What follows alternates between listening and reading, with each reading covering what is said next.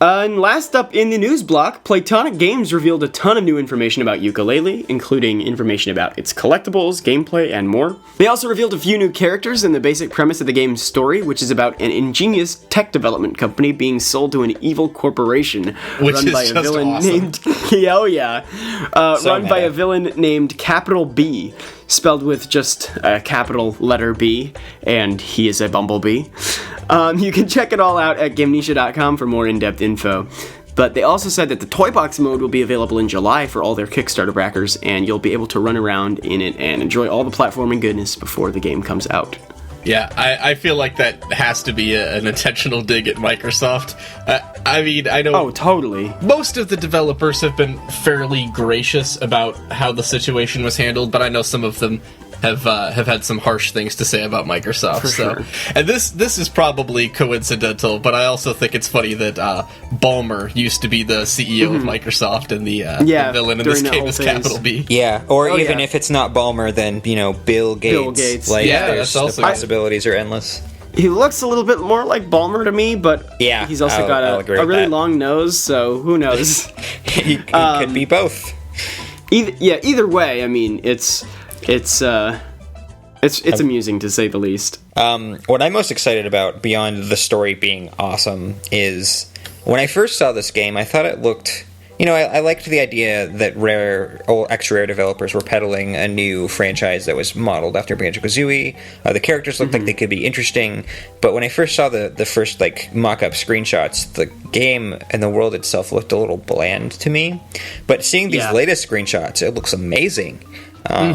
I love the other characters that they've shown. I love the way the pages look and things like that. The art style is oozing with that old school Rare style, and I love it. Oh, totally. I was thinking so much there's the screenshot especially of Yooka-Laylee underwater trying to get this pagey totally reminds me of this promo artwork from Donkey Kong Country 2 where Diddy and Dixie are swimming. I think it's in Lockjaw's locker or something like that.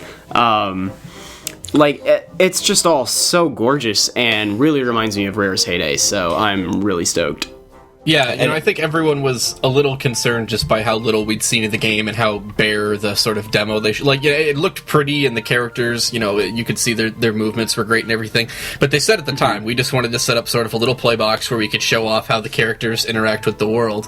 And their sort of news blackout over the past few months was intentional. But now that they've dropped this, they said, the announcements are going to keep coming. So I expect you'll see a lot at E3, and we know they're coming to E3. And I'm really hoping it's playable on the show floor. Yep. Oh, me too. Outside of Zelda and the rumored Resident Evil 7, that's the game I most want to play on the show floor.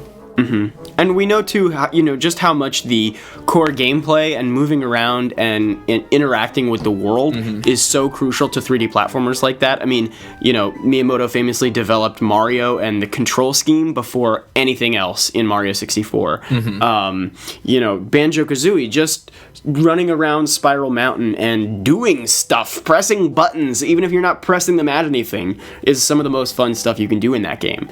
And so, that core gameplay really makes or breaks a 3D platformer. And so if it's fun to do, I'm sure they're going to want to haul it out at E3 and show everybody, even if there's nothing all that substantial you can interact with, just having something that's ridiculously fun is going to do wonders at E3.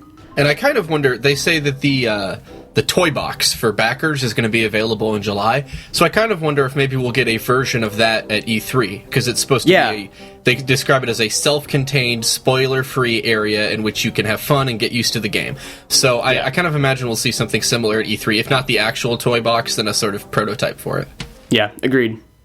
Hello everybody, thank you for listening to this Nintendo Week clip, NWC. If you like what you hear, please subscribe to us here on YouTube for more highlights and discussion videos from Nintendo Week podcast, or subscribe to us on iTunes for weekly breakdowns of all your Nintendo news, discussion segments on subjects, games, and more, and tons of other features. Thanks for listening, and we will see you tomorrow with another NWC.